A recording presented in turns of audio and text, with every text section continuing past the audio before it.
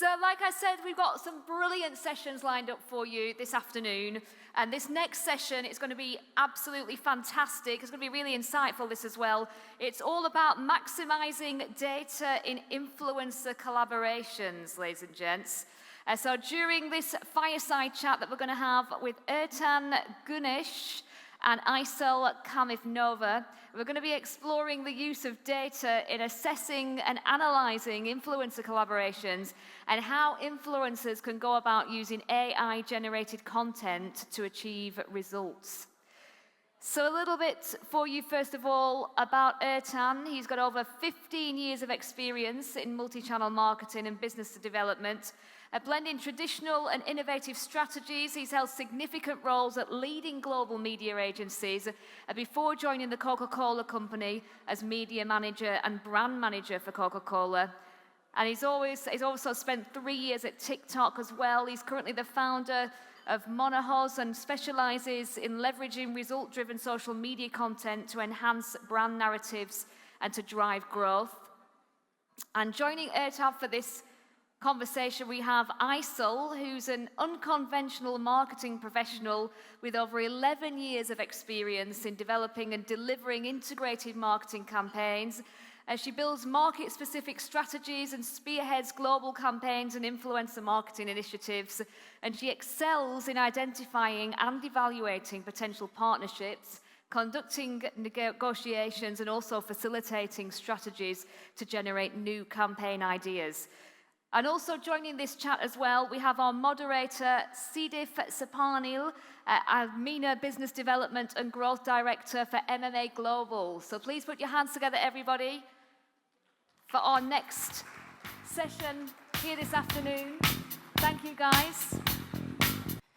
So welcome back. I hope you are all fresh after the coffee break. It's good to be the first session after the coffee break. Before starting, I just want to say there is an exceptional moment here. So I've been an academician teaching in universities about marketing for more than 15 years. And in 2008, I was teaching consumer behavior in Yıldız Technical University in Istanbul. And ERTAN was one of my students in business administration. So, what a coincidence. After 16 years in Dubai, now he's one of my panelists. So, it's really very excitement for me and a great pleasure to have him. I was feeling okay before the stage, but when you mention it, it's becoming more stressful for me. Yeah, that's right. And Aysel is originally from Azerbaijan. He's like from sister country to us. So in fact, we both speak Turkish very well. We had some discussions in Turkish, but here, of course, he'll speak English. Don't worry, not in Turkish in the panel. And I hope that we will do some spice up to all this conference with influencer marketing. It's a really growing topic, especially in the MENA region, and we will discuss its implications through AI and data, but mostly from the creative content part as well. I worked both in the agency and the client sides, and my guests are also from brand and agency side. Aysel is working for many top leading brands here in Dubai, and ERTAN work for brands as well as agencies, and just recently he has founded his own agency on creative content especially. So it will be really exciting to see the both perspectives, both the agency and the client perspectives. So I want to start with my first question, and my first question will go to ERTAN. It will be a question with some different little parts as well, because I want to see the broader perspective from the big picture. So how do you position the role of influencer marketing in the marketing strategies, marketing campaigns? And what's your approach for incorporating influencer marketing in a 360 marketing campaign, what's its significance in the marketing campaign? And lastly, related with that, what you see the difference between pre- and post-pandemic period? Because I know that there's a drastic difference between them. So I want to listen it from your perspective and from your eyes. Okay, so let's start with the simple human truth. People trust people, and then they trust brands.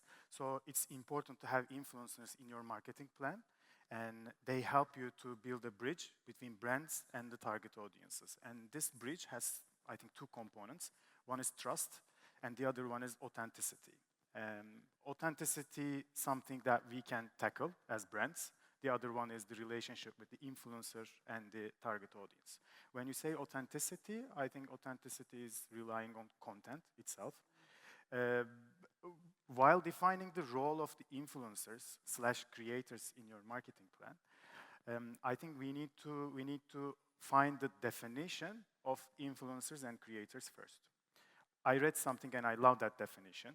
Influencers are the people with content, and the creators are the content with people. So while you're briefing them, it's important to identify and differentiate the roles of these two people. And I think while you're positioning, again, influencers and creators, there are two different approaches. I see them as a media channel, but some brands can consider them as celebrities. And when you see them as a media channel, again, it changes the brief, the content route on your plans as well. And when you position them as media channels, so first, for example, while we are working with brands, first we identify the brief, the communications objective or the business objective. Is it a new brand, or is it a relaunch, or is it something, a brand trying to build a community? So it changes the type of the influencers or the creators in the ecosystem. And on your last question, I think what changed after COVID is the easiness of content creation. We can easily create content these days. Today, we can easily create content, edit it, put text, music, everything, and post it. And within hours, we can get millions of views. So, and the last thing, this is my favorite. I think with COVID and with the rise of TikTok or short-form videos, what changed dramatically, we care less what others think. So this is super important for the people. So we see lots of content. Before, we were scared of being an influencer, but now everybody wants to be a content creator influencer. And according to eMarketer, I was just reading this article yesterday, according to eMarketer, as of 2022, the rise of sponsored content, the investments, ad spending of the sponsored content, content growth increased 3.5 times higher than social ad spending, which means brands are spending more on the sponsored content. Why? Because I think Aysel will continue what I say. I think the easiest part is, in a day, you can create tens, hundreds of content versus working with a creative agency, briefing them, having the plan first, shooting, editing, and it takes ages. But on the other side, like it's efficient, it's cheaper, and it's super easy. Yeah. More personalized. Yeah, Aysel, what do you think from the brand perspective? I think you have a little bit different view, some parallel, some different. I will actually build up on what ERTAN said. So basically, influencer marketing has been flourishing since COVID. And the brands no longer just relying on solely on the traditional campaigns. Because they know that if it is strategically integrated in the campaigns, they can create cohesive and impactful marketing strategies. I would like to highlight some roles of influencer marketing in the campaigns. I think one of the most important one is humanizing the brand, because it makes the brands more authentic and relatable. So I believe it's very important role. The second thing is creating unique content, as ERTAN mentioned. every content is unique and every content, I believe, is sacred. So that's why creating unique content through influencers or content creators are playing a huge role currently in the overall marketing strategies. The third one, I think it's really important, is speed and agility, because now the brands can create faster content, but at the same time, influencer marketing gives the brands the platforms that they can test any product and they can get immediate reactions from the customers. With the traditional marketing, it's really hard and it takes time. And I think another important part that is the peer influence. Because as brands, when we talk to end users, we are the brands. Of course, we will highlight the parts that are important or the parts that we would like to highlight. But when influencers talk about the brands and they create authentic content, then the end users are trusting the brands more because these are the influencers they follow, they admire, and they more likely use those products or like services because their influencers are endorsing those brands. So that's why I believe these are the important roles that currently we are basically seeing from the influencer marketing as brands. Do you see a difference between the pre-pandemic and post-pandemic? Especially, I want to ask this as from the brand side to you, because in the marketing budget, how is the weight of influencer marketing changed? Definitely, because before pre-COVID, we had influencer marketing, but this was good to have, but now it's must to have in most of the campaigns. It was FOMO before, right? Exactly, because it's a channel now. It's an amplification channel. It's not good to have, but we know that having influencer marketing or content creators to be included as amplification channel will increase the overall whatever we want to achieve from the KPIs perspective. Yeah, so it became like from supporting media to a main media. We can say that, right? Exactly. Yeah. Do you have anything to add on that? I think I remember back in my Coke days, I was the media manager and we were at debate with the content team for the influencers because I believe in data, so as a media person. So I was just fighting to save my money, not to give it to the influencers. So after a couple of years, I started working for TikTok and I was the guy who was trying to introduce TikTok Creator Marketplace to the region. And I'm very curious about that. I want to dig on that yeah, a little bit more. The roles are changing, and now it's becoming a huge part. Again, it's because of the cost efficiency of using these people. And also it's easier, and you can multiply the content ideas with creators and influencers versus working with a creative agency and briefing them at like 4 people, 5 people. Let's say 10 people. It's limiting the brands. Yeah, definitely. So my second question is about the influencers. I mean, I'm really curious to learn what are your benchmarks. First, now this one, I want to start with you, and then ERTAN can add on it. So what are your benchmarks for choosing the right kind of influencer? What are your expectations? What are your success criteria and KPIs, most importantly? On what do you choose the influencer? And then, related with this, I have another question. What are the measure of success in your influencer campaigns? How do you measure that? I think that you use some tools. Maybe you can just tell us about them in general. Maybe some are now AI-generated, AI-enhanced, let's say, tools. So what are they related with that? First, the benchmarks of the influencers, and then how do you measure the success criteria? Sure. I think it's really nice questions, and very comprehensive. So the first thing in terms of criteria, I think it should start from the objective of the campaign. Definitely. Right? Whether it's a campaign increasing awareness or changing the perception or driving sales. So we identify the influencers based on the objective of the campaign. But for brands, I think there are main two criteria that we normally look at.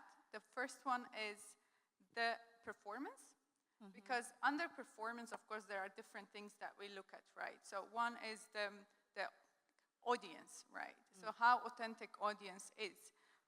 What is the demographics of audience? From which markets this audience is coming from? And then what is the follower base? Which platforms they have the presence? What is the engagement rate? Is the engagement rate is authentic or is qualified? So these are the things that on the performance part we normally look at, and it's never one channel or one tool or one platform. We use multiple tools to make sure that, to ensure that the data is correct, accurate and consistent. Cross-checking always. Exactly. We are always cross-checking, and I think most of the brands are doing the same. And the second one is for us is always content, because at the end of the day, the reason we work with influencers is because of the authenticity of the content. Because performance, we can reach through the media as well, right? So when it comes to the content, we normally look at the content quality, because content quality, I mean the tone, the style, the topics that they cover, and the type of content they create, whether it aligns with the brand's values, the messaging that the brand would like to deliver in the market. The second, I think, personally, I always look at the previous partnerships. What kind of content the influencer or content creator has created for the previous collaborations, and how authentic was that? And the third, for me, it's always important as well, from a content perspective, is that whether the content is unique for the brand.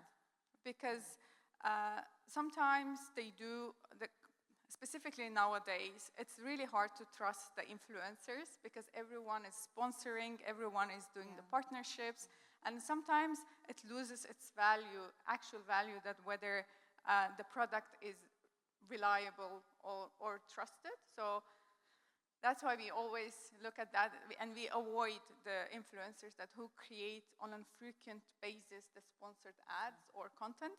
So these are three metrics from content perspective we normally look at.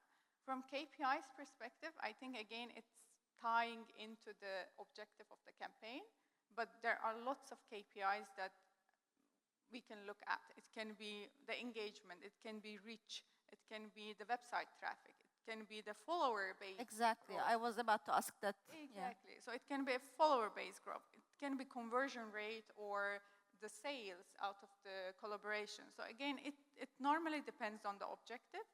If the influencer or content creator is selected correctly for the objective, then it's easy to define or measure the performance.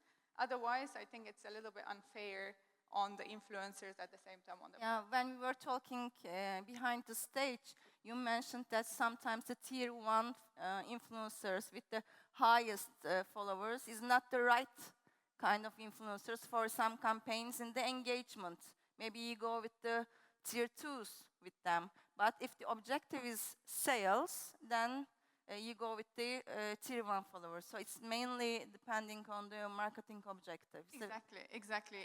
If it is awareness, it's mainly the tier one or celebrities. If it is more of an driving the sales, then we normally go with like, not micro, but like lower tier influencers because they have better relationship with their followers, and then they can actually touch the decision making of their end users. Okay. So she explained the data part detailedly. Yeah. I will focus on the content part. Yeah, exactly. First thing I check is the chemistry, because I think it's super important to check influence previous works and brand's needs, because our job is kind of matchmaking, right? We are trying to perfect fit. So it's not easy. Sometimes like briefing is not easy. Working with an influencer is not easy. So my first check is mostly chemistry. And expectations. And expectations. And the second one, the KPI for an agency, for a partner, for a brand as well, the content quality. Most of the time, what we forget, two things. The first one is, these guys, influencers, creators, are not from marketing world. We cannot brief these guys the way we brief our creative agencies. We need to create something new for them, a brief format, a brief, something new, a different thing. You can always use ChatGPT. I'm using it. And by the way, we need to Maybe accept... content and By the way, we need to accept using AI to brief or use whatever. So it's a huge technology, and it helps us to create something new for our partners. So you can always use ChatGPT to brief your influencers or creators. And the second one is, the first one is, they are not from the marketing world. The second one is, we love these creators. For example, you're following someone and you want to work with this person. But when it comes to your brand, you are bombarding them with the information, even from your terms and conditions, 20 pages, right? Yeah.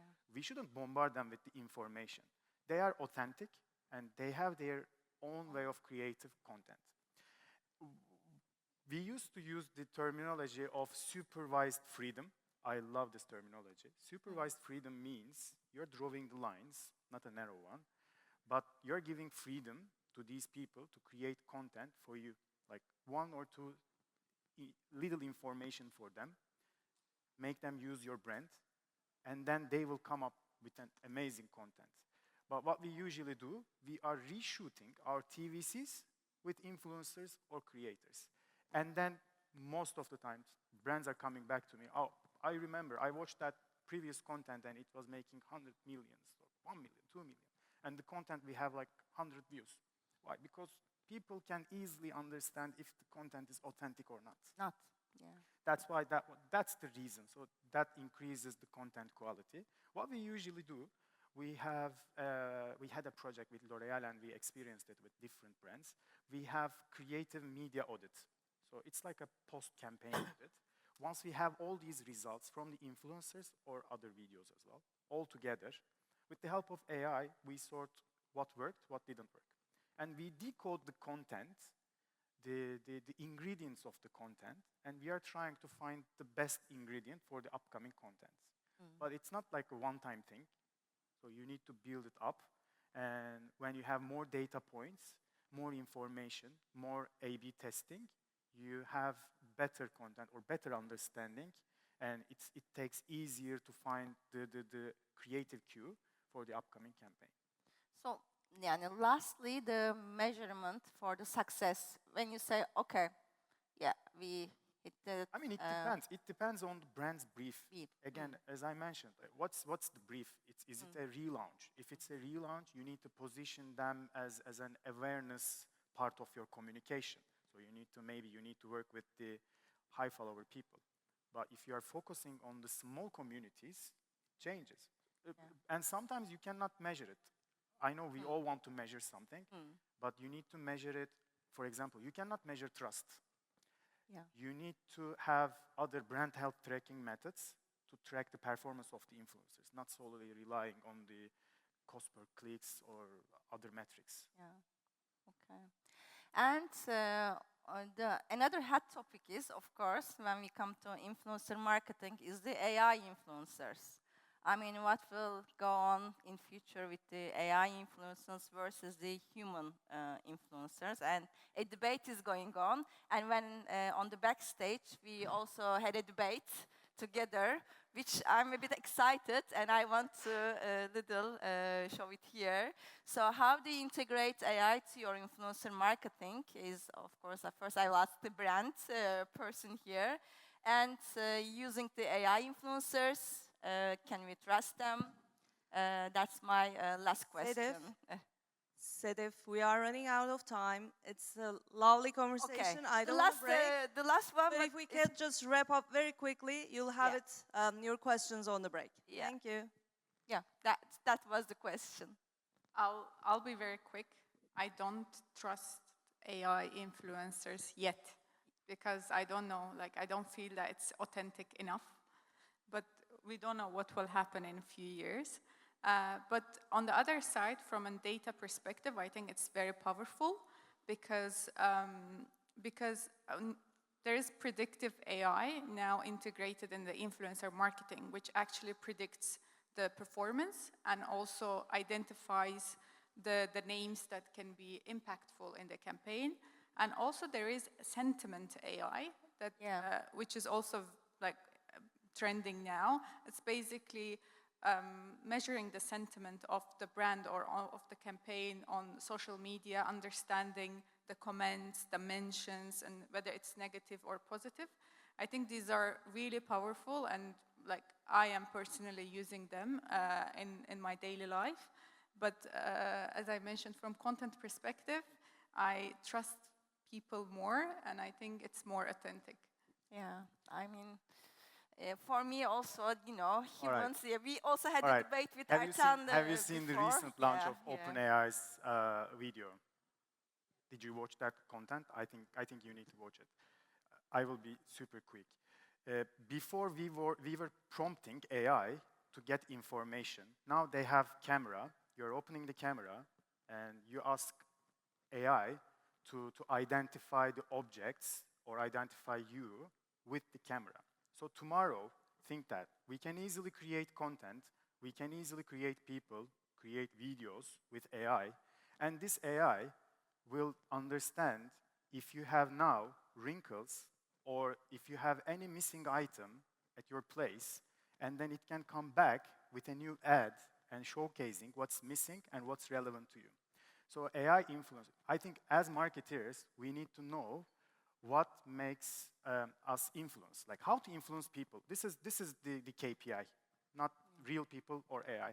And one last thing, I'm testing an AI influencer on Instagram, but I'm not going to share the handle right now. But maybe next year you may